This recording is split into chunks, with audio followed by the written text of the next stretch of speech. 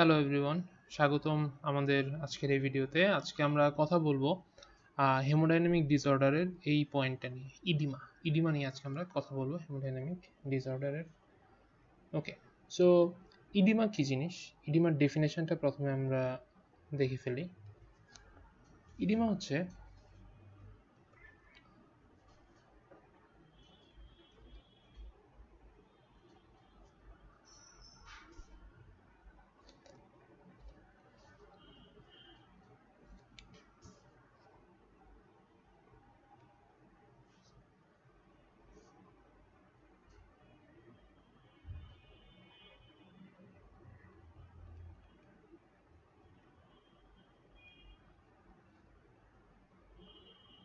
Edema ডেফিনেশনটা কি? Oedema হচ্ছে accumulation of fluid in the tissue. Oedema মানে কি? Accumulation of fluid in the tissue. accumulation of fluid in the tissue, টিস্যুতে fluid accumulate করতেছে। So for example আমরা দেখি যে এটা হচ্ছে একটা ব্লাড ভেসেল। এই ব্লাড ভেসেলের ভেতরে ডেফিনেটলি কি আছে? ব্লাড আছে। ওকে, ব্লাড আছে এখানে। আর এটা হচ্ছে আমাদের এক্সট্রা ভাস্কুলার স্পেস। ওকে, ভেসেল এবং টিস্যুর মাঝামাঝি যে জায়গাটা, এখানে কি হচ্ছে? এখানে বেশি বেশি ফ্লুইড, যেটা ভেসেল থেকে ফ্লুইডটা এসে এখানে জমা হচ্ছে। সো আলটিমেটলি এখানে যে টিস্যুটা সেটা সোয়েল আপ করতেছে। ওকে, এটাই হচ্ছে oedema, accumulation of fluid in the tissue. টিস্যুর মধ্যে কি হচ্ছে? ফ্লুইড অ্যাকুমুলেট হচ্ছে। আচ্ছা, সো কিভাবে জিনিসটা হয় এটা নিয়ে আমরা একটু কথা বলি। এই যে ব্লাড ভেসেল, ব্লাড ভেসেলের ভিতরে ব্লাড যেহেতু থাকে, ব্লাডের সাথে ব্লাডের একটা গুরুত্বপূর্ণ কম্পোনেন্ট হচ্ছে plasma protein. So just second.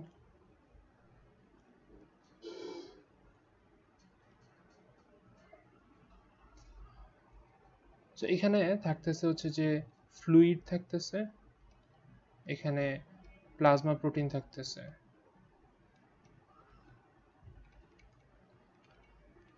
ফ্লুইডটা ফ্লুইডটা কি করতেছে? ফ্লুইডটা হচ্ছে এখানে হাইড্রোস্ট্যাটিক প্রেশার ক্রিয়েট করে এবং প্লাজমা প্রোটিনটা ক্রিয়েট করে হচ্ছে কলয়েডাল অসমোটিক প্রেশার। আমরা জানি যে প্রোটিনগুলো হচ্ছে একটা কলয়েড পার্টিকেল। সো দেন এখানে যে টিস্যুর মধ্যেও কিন্তু কি থাকে? হাইড্রোস্ট্যাটিক প্রেশার থাকে, যেহেতু ফ্লুইড থাকে এখানে, এবং এখানেও প্রোটিন থাকে। সো এখানেও থাকতেছে কলয়েডাল অসমোটিক প্রেশার। এখন হাইড্রোস্ট্যাটিক প্রেশারের একটা কাজ হচ্ছে, হাইড্রোস্ট্যাটিক প্রেশার সবসময় কি করতে চায়? যে কম্পার্টমেন্টে আছে সেই কম্পার্টমেন্ট থেকে সে বাইরে বের হয়ে যেতে চায়। আর কলয়েডাল অসমোটিক প্রেশারের প্রপার্টি হচ্ছে সে যেই কম্পার্টমেন্টে আছে এই কম্পার্টমেন্টেই ফ্লুইডটাকে ধরে রাখতে চায়। সো এটা হচ্ছে হাইড্রোস্ট্যাটিক প্রেশার এবং কলয়েডাল অসমোটিক প্রেশারের ব্যাপারটা। এখন এই যে ফ্লুইডের যে হাইড্রোস্ট্যাটিক প্রেশার, সেটা মানে ভ্যাসেলের ভিতর যে হাইড্রোস্ট্যাটিক প্রেশার, সেটা এই ফ্লুইডটাকে ভ্যাসেলের মধ্যে ধরে রাখতে চায়। এটা থেকে বের হয়ে যেতে চায়, কিন্তু পারে না হচ্ছে কলয়েডাল অসমোটিক প্রেশারের জন্য। অন্যদিকে এই টিস্যুর ক্ষেত্রে একই অবস্থায়, হাইড্রোস্ট্যাটিক প্রেশারের কারণে ফ্লুইডটা বের হয়ে ঢুকে যেতে চায় কোথায়? ভ্যাসেলের মধ্যে। কলয়েডাল অসমোটিক প্রেশারের জন্য সেটা পারতেছে না।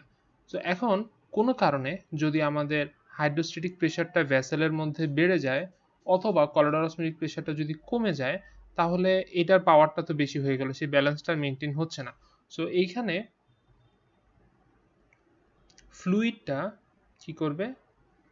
টিস্যু স্পেসে চলে আসবে। অন্যদিকে যদি দেখা যায় যে আমাদের কলয়েডাল অসমোটিক প্রেশার, যেটা আমাদের টিস্যু স্পেসে থাকে, সেই কলয়েডাল অসমোটিক প্রেশারটা হচ্ছে কি করে? সে নিজেরটা তো ধরে রাখেই, এবং বাইরে থেকে পানিও সে ড্র্যাগ করে এদিকে। সো সেটাও কিন্তু এটা করতে পারে থিওরিটিক্যালি। অন্যদিকে এখানে যে হাইড্রোস্ট্যাটিক প্রেশার, এই হাইড্রোস্ট্যাটিক প্রেশার যদি কমে যায়, সো আলটিমেটলি এইটা হচ্ছে যে একটা সিনারিও, বা এটা একটা বেসিক মেকানিজম যেটার কারণে ফ্লুইডটা তার একটা যে ফ্লুইড কম্পার্টমেন্ট যেটা ভেসেল থেকে বের হয়ে কিভাবে টিস্যুতে এসে অ্যাকুমুলেট হতে পারে, যেটা আমরা বলছি accumulation of fluid in the tissue. So টিস্যুতে যখন অ্যাকুমুলেট করবে তখনই সে কি ফর্ম করবে, তখনই সে ইডিমা ফর্ম করবে। সো তাহলে আমরা যদি বলি যে ইডিমা ফর্মেশনের বেসিক মেকানিজম কি, বেসিক মেকানিজম হচ্ছে যে ইনক্রিজ হাইড্রোস্ট্যাটিক প্রেশার, ওকে, অথবা decrease colloidal osmotic pressure of vessel, এটাও অফ ভেসেল, ঠিক আছে। সো এটা কেন হইতে পারে, এটা হইতে পারে হচ্ছে যে ভেনাস অবস্ট্রাকশনের জন্য হতে পারে, এটা কনজেস্টিভ কার্ডিয়াক ফেইলিওরের জন্য হতে পারে, তারপরে কলয়েডাল প্রেশার কমে যেতে পারে হচ্ছে নেফ্রোটিক সিনড্রোমের জন্য, কমে যেতে পারে সিরোসিস অফ লিভার বা ক্রনিক লিভার ডিজিজের জন্য হতে পারে, তারপরে হচ্ছে প্রোটিন এনার্জি ম্যাল নিউট্রিশনের জন্য প্রোটিনটা কমে যেতে পারে। So these are the situation যেটাতে আমরা খুব কমনলি দেখতেছি যে হচ্ছে ইডিমা ডেভেলপ করতেছে। এখানে এইটুক পর্যন্ত যদি বোঝা হয় তাহলে নেক্সট আরেকটা কনসেপ্ট আমরা এখানে অ্যাড করতে চাই, সেটা হচ্ছে যে আমাদের এই টিস্যুর নিচে থাকতেছে এখানে স্পেশাল টাইপের একটা ভেসেল, যেটাকে আমরা বলতেছি lymphatic vessels, lymphatic vessel. Lymphatic ভেসেলের কাজ হচ্ছে এই যে টিস্যু স্পেসে যখন এমন কোনো কিছু অ্যাকুমুলেট হয় যেটা ভেসেলের ভিতর দিয়ে আমরা ব্যাক করাতে পারি না, তখন সেটাই আমাদের এই লিম্ফেটিক ভেসেলস দিয়ে চলে যায়। সো কোনো কারণে আমরা যদি দেখি যে আমাদের এই লিম্ফেটিক ভেসেলসটা অবস্ট্রাকশন হচ্ছে, সো আলটিমেটলি এখান দিয়ে কিন্তু ফ্লুইডটা যেতে পারতেছে না। সো ফ্লুইড যখন এখানে যেতে না পারবে তখনই কিন্তু এই জায়গাটার মধ্যে ফ্লুইডটা ড্রেন হবে না, মানে হচ্ছে ফ্লুইডটা এখানে জমা হবে। সো এখানে আমরা থার্ড যে পয়েন্টটা অ্যাড করতে পারি সেটা হচ্ছে lymphatic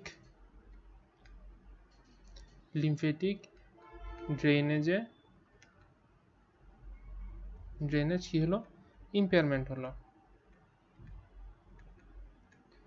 lymphatic drainage impairment, okay. And lastly একটা মলিকিউল আছে যেটার নাম হচ্ছে যে সোডিয়াম যেখানে যায় ওয়াটার তার পিছে যাবে। সোডিয়াম যদি শরীর থেকে বের হয়ে যায় ওয়াটারও তার সাথে সাথে শরীর থেকে বের হয়, সোডিয়াম যদি শরীরের মধ্যে থাকে ওয়াটারও তার সাথে সাথে শরীরে থাকবে। সো ফর এক্সাম্পল দেখা গেল যে রেনাল ইম্পেয়ারমেন্ট হলো, রেনাল ইম্পেয়ারমেন্টের মধ্যে আমরা দেখি যে সোডিয়ামটা বডি থেকে বের হইতে পারে না, সোডিয়ামটা বডির ভিতরে থেকে যায়, তার মানে বডির ভিতরে ওয়াটারটাও থেকে যায়। যখন ওয়াটার বেশি থাকবে হাইড্রোস্ট্যাটিক প্রেশার বাড়বে, ফ্লুইডটা টিস্যু স্পেসে চলে আসবে, তখন ইডিমা হবে। সো লাস্ট পয়েন্ট যদি আমরা বলি যে renal impairment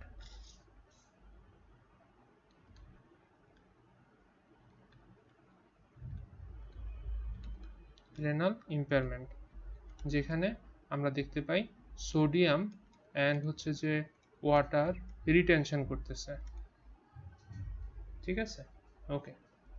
so this is the basic mechanism of formation of edema.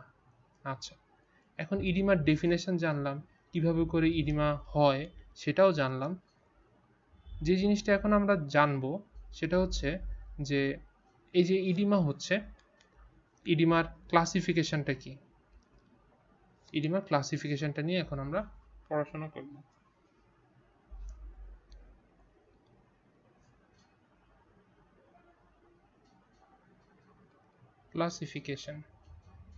ক্লাসিফিকেশনটা আবার খুব মজার জিনিস। আমরা ক্লাসিফিকেশনটাকে অনেকভাবে ভাগ করতে পারি।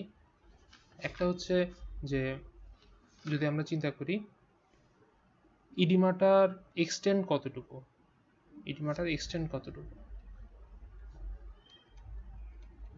এক্সটেন্টের উপর যদি ডিপেন্ড করে ইডিমাটাকে ক্লাসিফাই করি, এটা দুইভাবে ক্লাসিফাই করা যায়। একটা হচ্ছে যে এটা কি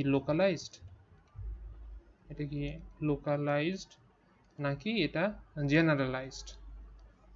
এক নম্বর কথা লোকালাইজড কিনা, নাকি দুই নম্বর কথা জেনারেলাইজড। জেনারেলাইজড। সো এটা যদি লোকালাইজড হয়, তার সেক্ষেত্রে কজগুলো কি হতে পারে? অ্যাকিউট ইনফ্লামেশন, অ্যাকিউট ইনফ্লামেশনের জন্য হতে পারে। অ্যাকিউট ইনফ্লামেশন ইডিমা হয় কিভাবে হয় সেটা আমরা জানি, বিস্তারিত পড়াশোনা করছি এটা নিয়ে। এরপর হচ্ছে যে type 1 hyper sensitivity. Hyper sensitivity নিয়ে আমাদের এখনো পড়াশোনা হয় নাই, আমরা জানি না হাইপার সেন্সিটিভিটি কী জিনিস, বাট ভবিষ্যতে আমরা ডেফিনেটলি জানবো।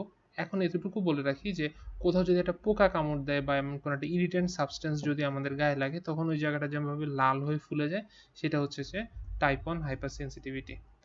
ওকে, then due to venous obstruction. Venous obstruction মানে হচ্ছে কোনো একটা পার্টিকুলার জায়গায় যদি ভেইনটা অবস্ট্রাক্ট হয়ে যায়, কোনো একটা পার্টিকুলার জায়গায় যদি ভেইনটা অবস্ট্রাক্ট হয়ে যায়, তখন ওই পার্টিকুলার জায়গাতে, ফর এক্সাম্পল আমি চিন্তা করলাম যে পায়ের লোয়ার লিম্বের কোনো একটা ভেইন অবস্ট্রাক্ট হয়ে গেল, তখন লোয়ার লিম্বের শুধু লোয়ার লিম্বের মধ্যেই কিন্তু দেখা যাচ্ছে যে ইডিমা ডেভেলপ করতেছে। সো ওইটা কিন্তু একটা localised oedema. So then sorry so ওইটা একটা লোকালাইজড ইডিমা। দেন আমরা দেখি যে lymphatic obstruction.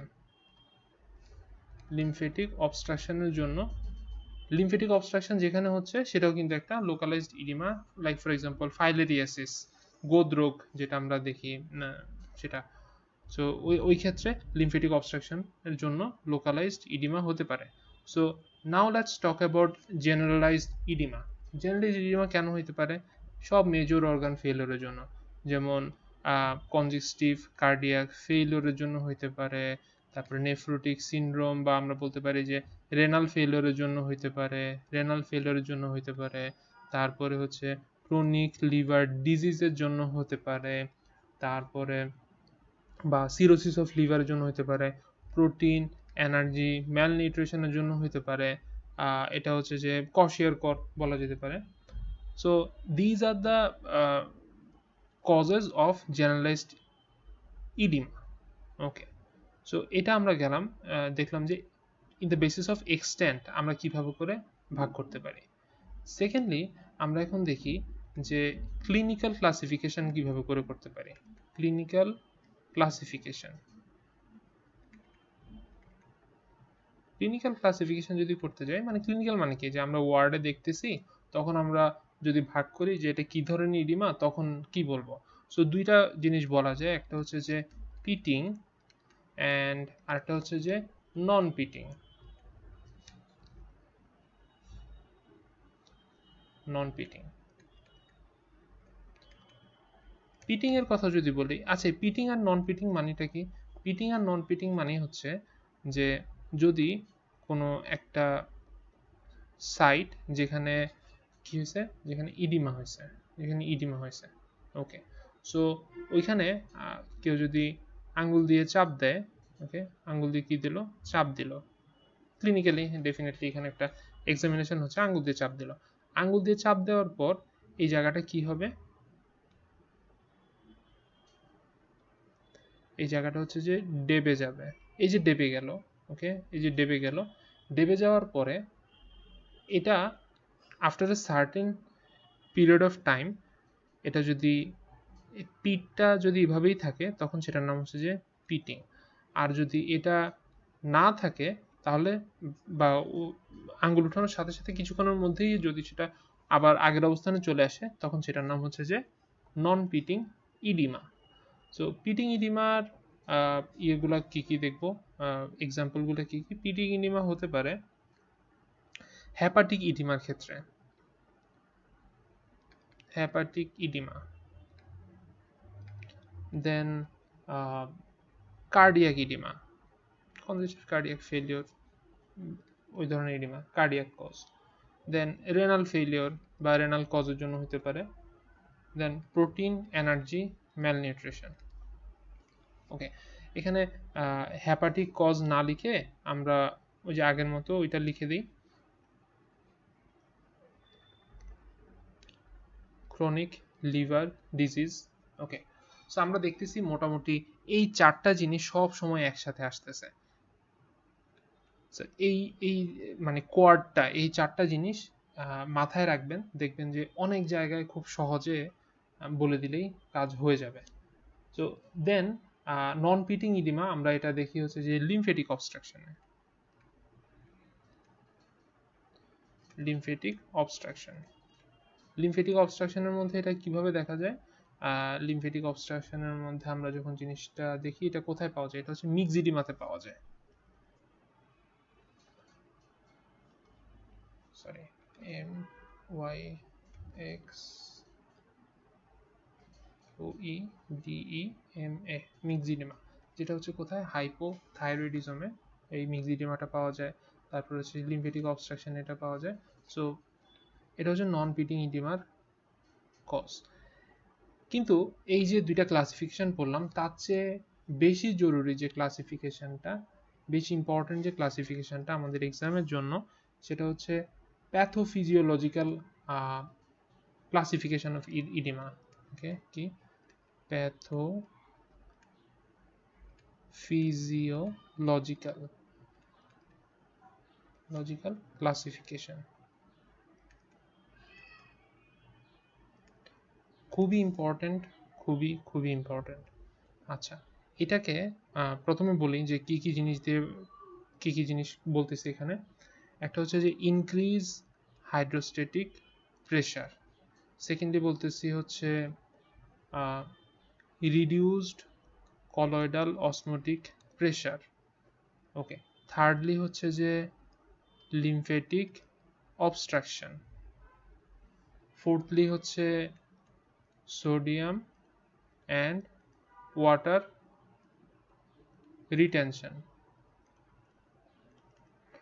Okay, then lastly inflammation.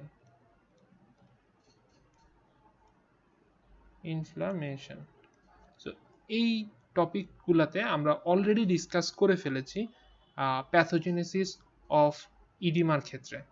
ওকে, সো আমরা যদি দেখি, এই যে এটার নাম হচ্ছে যে ইনফ্লামেটরি, এটার নাম হচ্ছে যে ইনফ্লামেটরি, আর এছাড়া যে বাকি 4টা আছে, সেই 4টার নাম কি? নন ইনফ্লামেটরি। আমরা একটু এটারে আলাদা করে ফেলি। সো বাকি 4টার নাম হচ্ছে যে নন ইনফ্লামেটরি ইডিমা। এখন হাইড্রোস্ট্যাটিক প্রেশার কিসে কিসে বাড়তে পারে আমরা অলরেডি ডিসকাস করে ফেলেছি, যে যদি ভেনাস অবস্ট্রাকশন হয়, যদি আর্টারিয়াল ডাইলেটেশন হয়, যদি কনজেস্টিভ কার্ডিয়াক ফেইলিওর হয়। কলোরেডাল অসমোটিক প্রেশার কমে কিসে কিসে?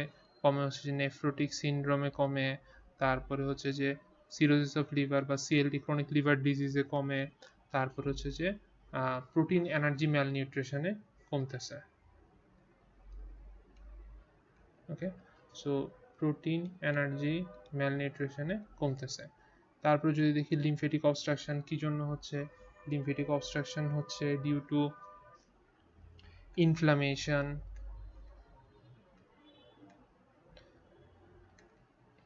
এটা কিন্তু ইনফ্লামেশনের মধ্যেও যায় আর কি। ডিউ টু ইনফ্লামেশনের জন্য হতে পারে নিউপ্লাজম, তারপরে হতে পারে post surgical and lastly post radiational. কোথাও যদি রেডিয়েশন ইউজ করা হয়, radiation. Okay, then sodium and water retention কোথায় কোথায় হতে পারে? এটা হচ্ছে রেনাল ইনসাফিসিয়েন্সি বা renal failure,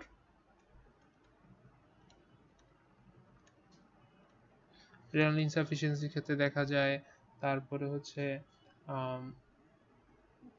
increase tubular absorption of sodium, বা হচ্ছে রেনাল হাইপোপারফিউশনের ক্ষেত্রে দেখা যায়।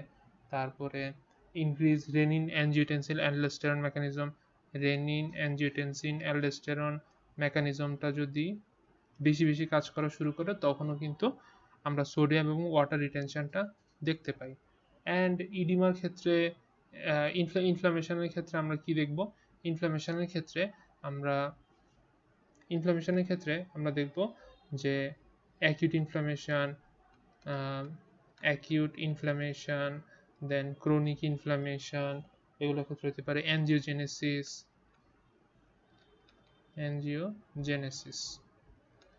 এসব ক্ষেত্রে কিন্তু ইনফ্ল্যামেটরি ইডিমাটা হতে পারে।